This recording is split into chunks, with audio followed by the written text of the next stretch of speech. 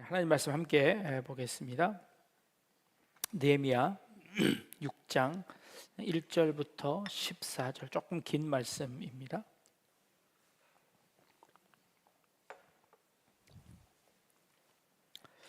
느헤미야 6장 1절부터 14절까지 말씀입니다. 우리 한 절씩 돌아가면서 봅니다. 산발락과 도비야와 아라비아 사람 게셈과 그 나머지 우리의 원수들이 내가 성벽을 건축하여 허물어진 틈을 남기지 아니하였다 함을 들었는데 그때는 내가 아직 성문에 문짝을 달지 못한 때였더라.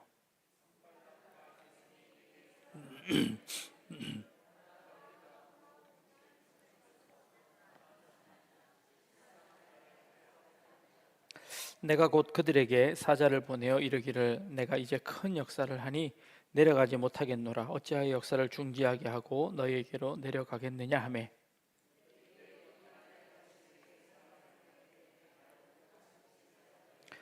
산발랏이 다섯 번째는 그 종자의 손에 봉하지 않은 편지를 들려 내게 보냈는데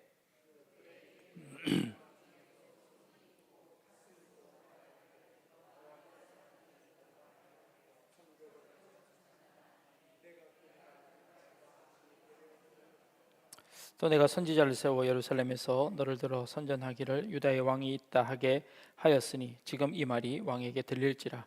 그런즉 너는 이제 오라 함께 의논하자 하였기로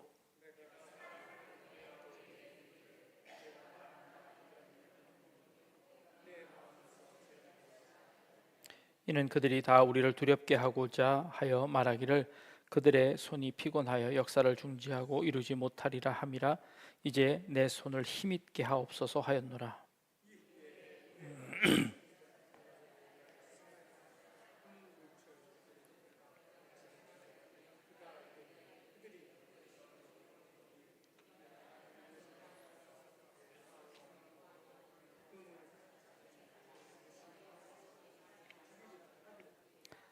내가 이르기를 나 같은 자가 어찌 도망하며 나 같은 몸이면 누가 외소에 들어가서 생명을 보존하겠느냐. 나는 들어가지 않겠노라 하고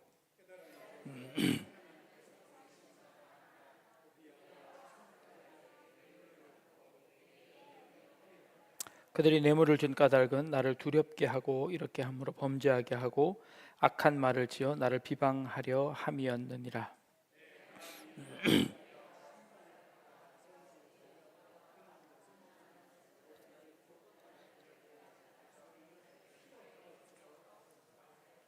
아멘. 네. 사진을 하나 보여드리겠습니다. 네. 하늘을 걷는 남자라는 2015년도에 나온 영화입니다. 옆에 있는 사람이 주인공인데 이 주인공이 하늘을 어떻게 걷느냐 하면 실제로 있었던 일을 영화화한 겁니다. 근데 이 남자는 1974년도에 요게 실제 장면인데요. 뉴욕에 가면 지금은 없습니다. 예전에 9.11 테러 때 그 비행기가 이렇게 폭파해서 무너졌던 쌍둥이 빌딩이 1973년, 73년 말 74년도에 완공이 되었는데 그때 그 쌍둥이 빌딩이 완공되어질 때 한쪽은 417m, 한쪽은 415m로 세계에서 가장 높은 빌딩이었습니다. 그러니까 이제 뉴욕의 미국의 부의 상징이었죠. 그러니까 74년도에 그게 지어졌으니까 굉장히 상당한 거죠. 그러니까 73년도에 지어지고 74년도에 이 남자가 이 꼭대기를 이제 걸어서 이 빌딩과 빌딩 사이를 철사로 묶고 그 위를 걷는 거예요. 그래서 이 위를 이제 걸어가는 일을 시도를 한 겁니다. 실제로 있었던 일입니다. 그래서 이제 이 위를 걸어서 결국에 성공합니다.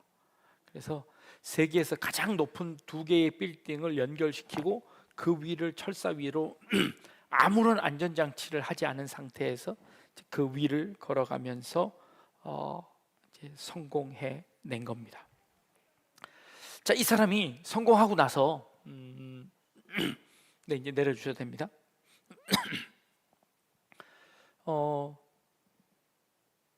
외주를 탈 때 가장 중요한 게 무엇일까요? 하고 이야기를 했는데, 외주를 탈 때 가장 중요한 게 무엇일까요? 중심 잡기, 뭐 이런 거, 중심 잡기. 우리 그렇게 생각하지.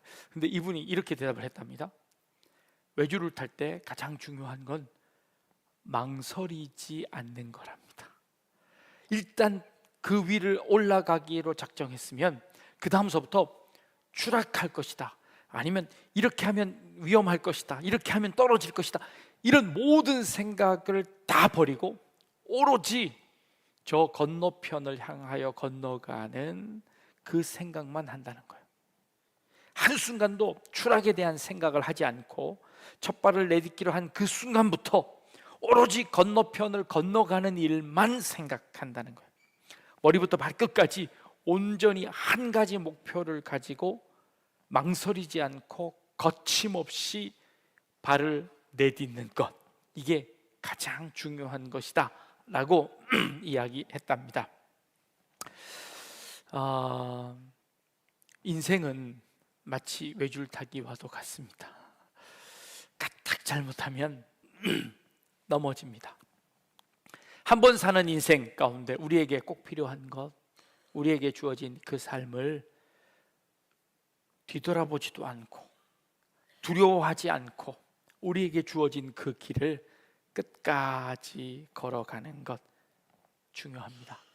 믿음으로 살기로 작정하신 우리 약대중앙교회 성도님들, 끝까지 흔들리지 말고 뒤도 돌아보지 마시고, 그리고 어떤 두려움 가운데서도 흔들리지 말고 오로지 저 천국을 향하여서 한 걸음 한 걸음 나아가시는 우리 성도님들 되시기를 주님의 이름으로 축복합니다.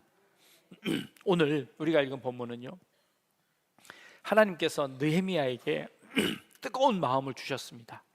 고국으로 돌아가서 그 고국에서 하나님의 예루살렘 성벽을 재건하라는 하나님의 명령을 듣고 이 느헤미야는 그 일을 위해서 최선을 다해서 이제 달려가는 겁니다. 다른 사람 눈치 보지도 않고, 그리고 하나님께서 주신 지혜대로 잘 계획을 세워서 그 일을 진행해 나가고 있습니다. 그러나 하나님의 일을 함에 있어서, 인생을 살아감에 있어서 아무런 풍파 없이 내가 계획한 대로 모든 일이 다 순조롭게 되어지지는 않습니다. 풍랑이 일기도 하고 우리 바람이 불기도 하고, 때로는 우리를 흔드는 사람들도 있습니다. 때로는 의심이 들기도 하고, 때로는 두려움 가운데 쌓여지기도 하고, 때로는 어려움들이 우리를 주변의 환경들이 찾아옵니다. 그럴 때 어떻게 해야 할 것인가 라는 겁니다. 느헤미야에게 찾아온 세 가지의 이 어려움이 있었습니다. 이 느헤미야는 이 세 가지 어려움을 어떻게 극복해 나가고 있는지를 우리 한번 살펴보려고 합니다. 첫 번째 어려움은 무엇이었냐면 산발랏 도비아 아라비아 사람 게셈이라는 그 이스라엘 사람들의 원수입니다. 산발랏은 사마리아 지역을 통치하는 총독이었습니다. 이스라엘 지역이 있으면 그 이스라엘 말고 다른 지역을 통치하던 총독이었는데, 이 총독이 바벨론에서 그 느헤미야가 와서는 이 느헤미야가 예루살렘 성벽을 건축한다는 말을 듣고 이 느헤미야의 일을 방해하기를 원한 겁니다. 그 방해하기 위해서 어떤 계략을 세웠냐 하면 이런 계략을 세웠습니다. 나와 한번 대화하자. 너 그 일 너무 열심히 하지 말고 도대체 그 일을 왜 하려고 하는지 나하고 와서 좀 설명을 좀 해주고 우리 옆에 있는 지역과 함께 의논을 좀 같이 하자라고 대화와 타협을 하려고 합니다. 몇 번을 했냐면 4번을 청하는 겁니다. 아니, 이 느헤미야의 일을 방해하려고 하는 사람이 얼마나 끈질기고 얼마나 이렇게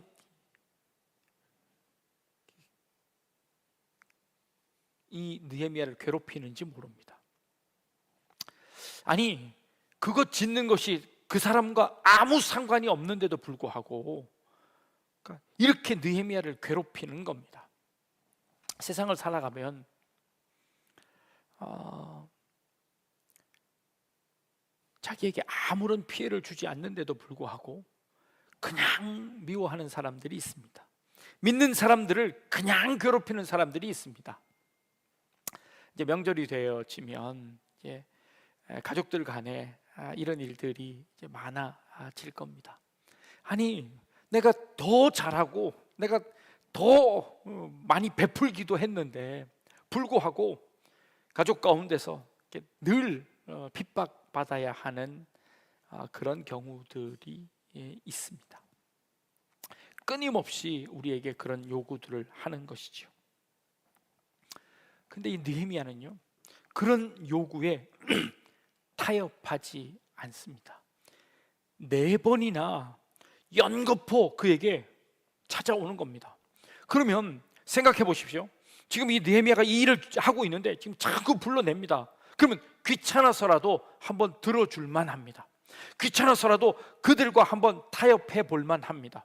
귀찮아서라도, 아니 이 일을 잘 마무리하기 위해서라도 그저 가서 한번 그들과 한번 한자리 하고 오면 그냥 쉽게 물리칠 거라고 생각하고 그들과 타협할 수 있습니다. 그런데 느헤미야는 절대 타협하지 않았습니다. 내가 이 일을 하고 있는 이 일을 속히 끝내야 하기 때문에 내가 달려가는 이 길 가운데 당신과 타협할 수 없으니 나는 내 길을 가겠습니다 하고 4번이나 똑같은 말로 그들에게 거절의 메시지를 보냅니다. 거절의 메시지를 보냅니다. 쉽지 않은 일입니다. 그러나 이 느헤미야는 이 일을 감당하는 겁니다. 사실 타협이라는 것은요, 내가 그들과 가서 이렇게 타협하는 순간 내 것을 내려놓아야 합니다. 나의 정체성을 이렇게 내려놓아야 합니다. 그러면 그럴 수밖에 없을 때가 있습니다. 그러나 그러고 나면 돌아와 나를 100%로 채워야 합니다. 그런데 우리는 삶을 살면서 어떻게 사냐면 나의 100%를 가져가서 그 사람과 타협하면서 내가 50% 나누면 그 다음에 돌아와서 이걸 100%로 다시 충전을 하고 가야 하는데, 우리의 타협은 어떻게 하냐면 50% 가서 50%를 나누고 오면 돌아와서 다음번에 가서는 25%로 또 줄고 그 다음에 가서는 10%로 줄고 계속해서 주는 삶을 삽니다. 우리의 삶의 기준이 내가 100%의 기준을 가지고 가서 그들과 타협할 때 75% 내려갈 수 있습니다. 타협하지 않고 어떻게 살겠습니까? 그렇지만 돌아와 나의 기준을 다시 100%로 올리고 다시 가서 타협하고 또 25%를 줄이더라도 다시 내 상태를 100%로 만들어야 하는데, 우리는 가서 타협하고 나면 줄어든 상태로 다시 와 또 타협하면 또 줄어들고 결국에 우리의 것을 다 내어주고 마는 그런 상황에 빠지게 되는 것이지요. 최근 우연히 보게 된 어떤 한 드라마가 있었는데, 그 드라마에 법관으로 아주 정직하게 살아가는 어떤 한 남자가 있는데, 그 남자가 어떻게 허물어지는지를 보는 겁니다. 그 사람은 자신의 아들을 지키기 위해서 자신이 갖고 있던 소신을 하나 잠깐, 내가 갖고 있는 소신보다 내 아들을 지키는 것이 훨씬 더 중하다고 생각해서 자기가 갖고 있는 법에 대한 소신을 잠깐 내려놓고 아들을 보호하는 일을 선택했습니다. 잘한 거라고 생각했는데 그걸 하나를 포기하고 나니 그 범죄로 인해서 또 다른 범죄를 저지르게 되고 또 다른 범죄를 저지르고 결국에는 완전히 무너져 버리는, 그래서 그 무너지는 걸 통해서 내가 지키고자 하는 자신의 아들도 잃어버리게 되는 이런 그 드라마였습니다. 굉장히 그럴듯한, 우리의 삶을 살면서 내가 처음에는 조그만 실수였습니다. 근데 그 조그만 실수를 덮기 위해 더 큰 실수를 하고 그 실수를 덮기 위해 더 큰 실수를 해야 하는 우리의 삶을 잘 보여주는 겁니다. 느헤미야는요, 그런 타협을 처음부터 거절하는 겁니다. 처음부터 거절하는 겁니다. 우리의 신앙도 마찬가지입니다. 우리의 신앙에서 처음에 내가 하나 내어주면 그 다음에는 2개 내어주고 그 다음 모조리 다 내어주며 내 신앙을 다 잃어버릴 수밖에 없는 그런 결과가 찾아옵니다. 내가 지켜야 한다는 것, 나의 목표가 있고 내가 해야 하는 것이 있으면 그것을 지켜내는 그 믿음을 이렇게 끝까지 이겨내는 것도 우리의 삶에서 필요하다라는 생각을 합니다. 이 느헤미야가 첫 번째, 이 느헤미야의 이 계획을 무너뜨리려고 하는 사람이 4번이나 청합니다. 어느 평지에 와서 나랑 타협하자라고 하는데 사실은 그 평지에 와서 이 느헤미야를 죽이려고 했던 계략이 있었던 것을 나중에 알게 되는 겁니다. 우리의 삶에서 이런 믿음을 지키는 이 일들이 결국 우리를 살려내는 일이라는 것을 잊지 않기를 바랍니다. 죄와 타협하는 것은 결국 내 자신을 통째로 내어주는 것임을 깨닫고 정직하게 하나님 앞에 설 수 있는 여러분들 되길 주님의 이름으로 축복합니다. 2번째는요, 이렇게 4번씩이나 도전을 했는데도 불구하고 느헤미야가 넘어오지 않자 그 다음에 이 도비아와 산발렛이라는 사람이 어떻게 하냐면 그 다음에 사신에게 공개된 편지를 전달합니다. 이 총독에게 줄 때, 높은 사람들이 줄 때는 그 편지는 항상 인을 쳐서 봉하게 되어 있습니다. 이것은 당사자만 읽게 되어 있는 거죠. 그런데 이 인봉하지 않은 편지를 준다는 것은 무엇을 의미하냐면 이 전달하는 모든 과정에서 모든 사람들이 다 읽을 수 있다는 거죠. 그 편지의 내용이 무엇이었냐면 이런 것이었습니다. 네가 예루살렘 성전을 짓는다고 혹시 그 바벨론을 향하여서 반역을 일으키려고 하는 거 아니야? 네가 왕이 되려고 하는 거 아니야? 성벽을 지어놓고 오히려 반역해서 네가 스스로 왕이 되려고 하는 것 아니야? 하고 네가 그런 계략이 있다는 것을 내가 바벨론에게 알려줄 거야 라고 하는 그 내용의 편지를 써서 이 느헤미야에게 전하는 겁니다. 이걸 통해서 그들이 꾀하는 것은 무엇이었냐면 느헤미야가 이 편지를 보고 두려워하고 그 일을 멈출 수 있도록 하려고 그렇게 하는 겁니다. 이 두려움을 갖도록 그렇게 만들겠다는 겁니다. 두려움을 주는 전략이었습니다. 살면서 여러분들이 가장 두려운 게 뭡니까? 두려움의 실체는요, 대부분 경험하지 못한 일, 미지의 일에 대한 일에서 두려움이 생깁니다. 겪어본 일에는 별로 두렵지 않습니다. 그러나 겪어보지 않은 일에 두려움을 가집니다. 결국 두려움이라는 것은 일어나지 않은 일에 대한 두려움입니다. 인간은 아담이 범죄한 이후서부터 인간에게는 두려움이라는 것은 이건 사실 본능입니다. 사실 두려움이 없다면 때로는 위험할 수도 있습니다. 두려움이 있기 때문에 조심하지요. 두려움이 있기 때문에 낭떠러지로 가지 않는 겁니다.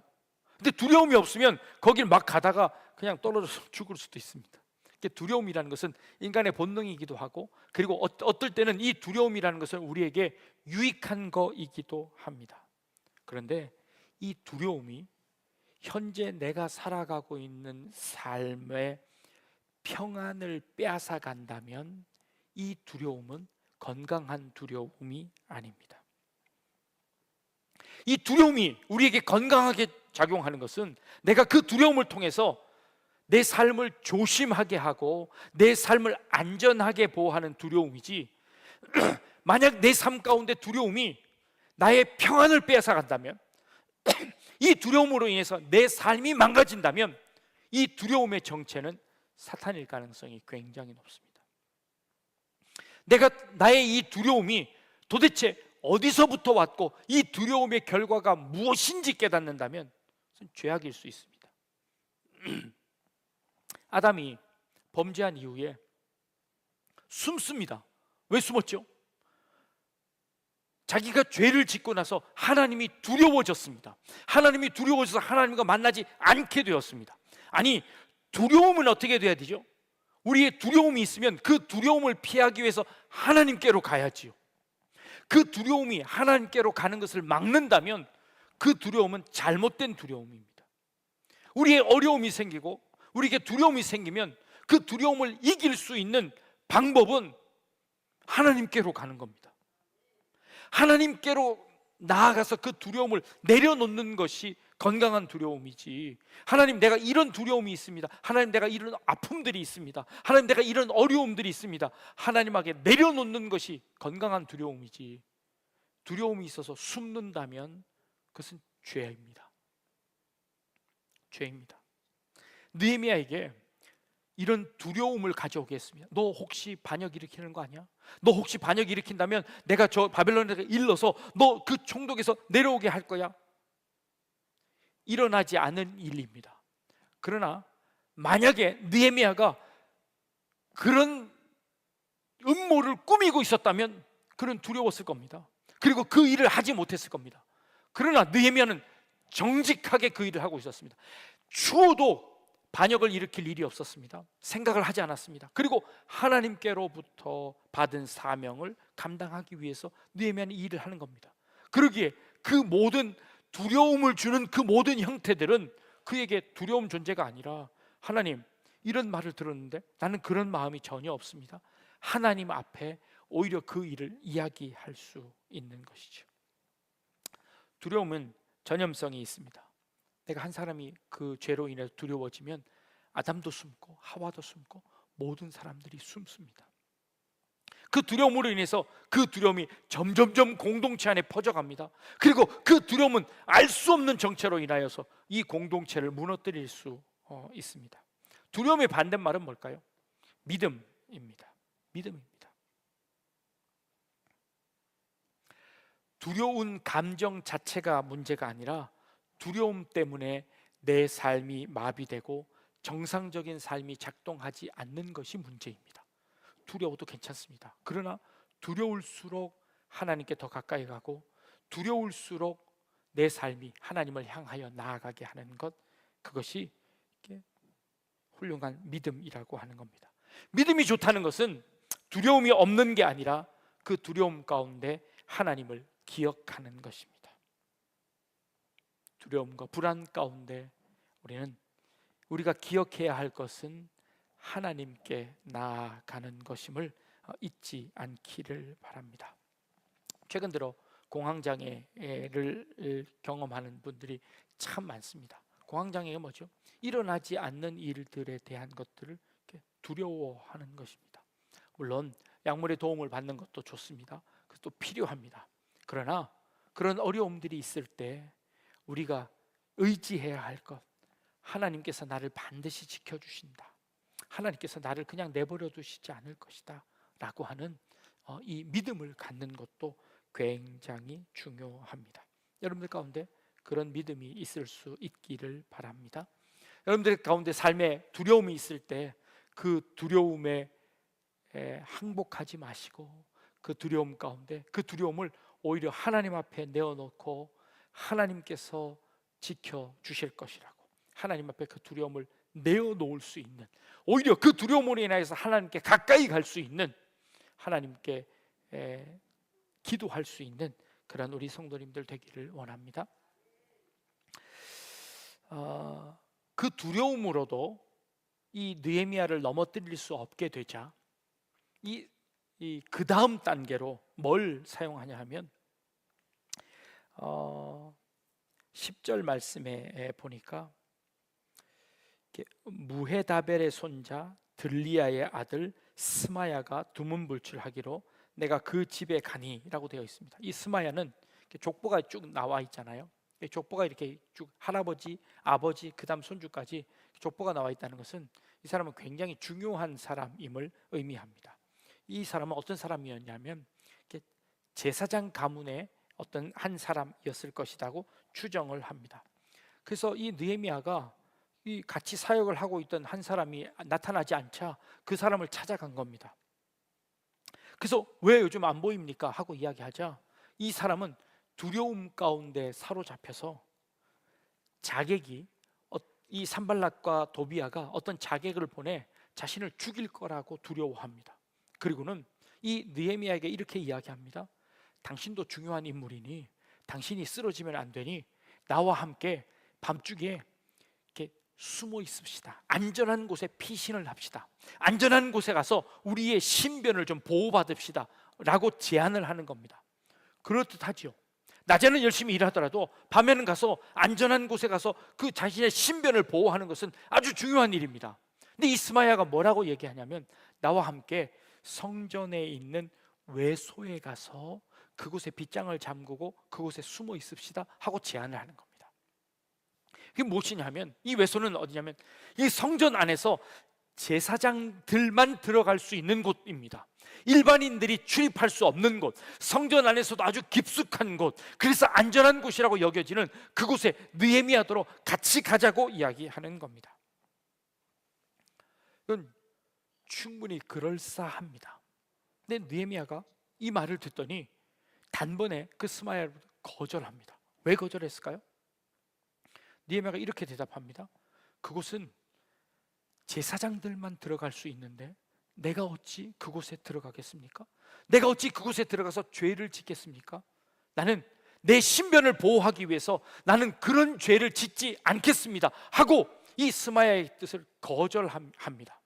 근데 나중에 지나고 보니까 이 스마야가 그렇게 이야기한 이유는 무엇이었냐면, 산발락과 도비아를 통해서 뇌물을 받고 이 제사장이 이 느헤미야에게 죄를 범하도록 유혹한 것이었습니다.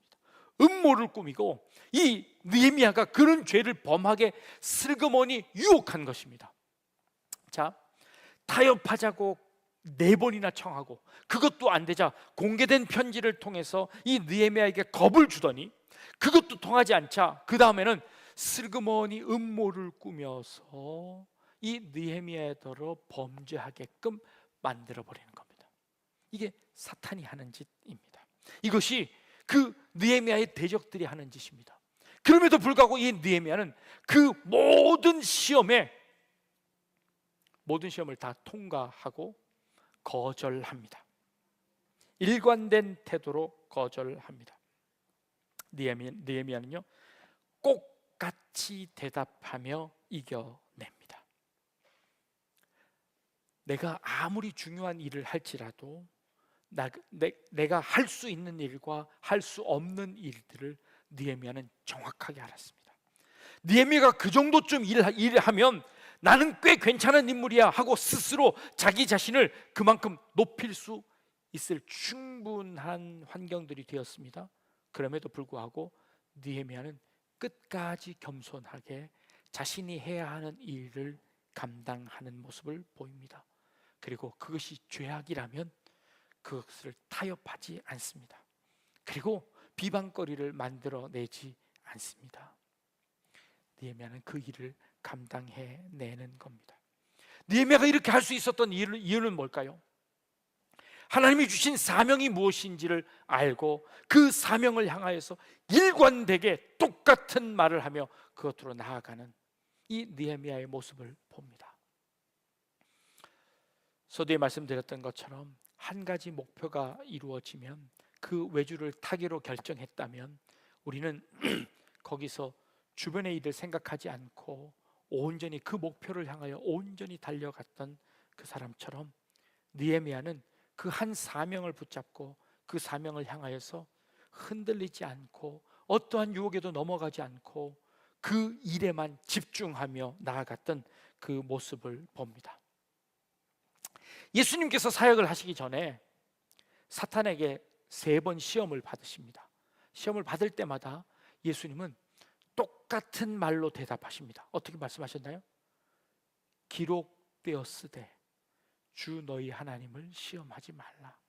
기록되었으되 주 하나님께만 영광을 돌려라. 기록되었으되 예수님은 똑같은 말씀으로 사단의 시험을 이겨내십니다. 하나님의 말씀에 이런 말씀이 있습니다.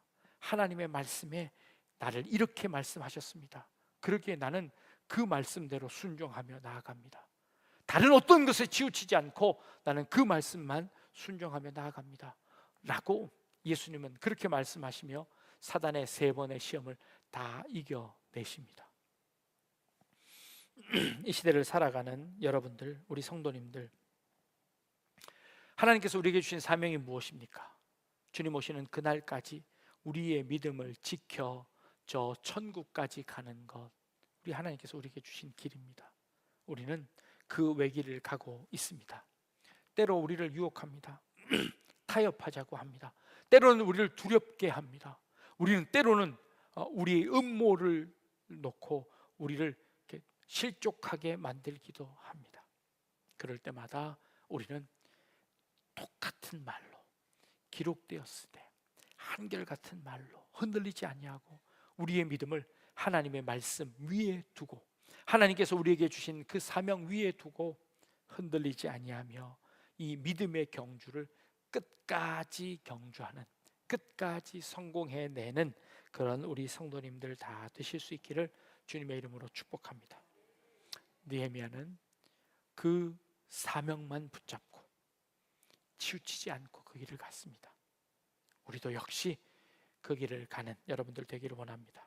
오늘 같은 날 하루쯤 안 와도 되겠지, 네, 그거 다 뿌리치시고 이 자리에 와 계신 여러분들은 믿음의 지조가 있는 분인 줄 믿습니다. 네. 여러분의 신앙을 딱 지켜내시는 분인 줄 믿습니다. 네. 끝까지 그렇게 승리할 수 있는 우리 성도님들 다 되실 수 있기를 주님의 이름으로 축복합니다. 네, 기도하겠습니다.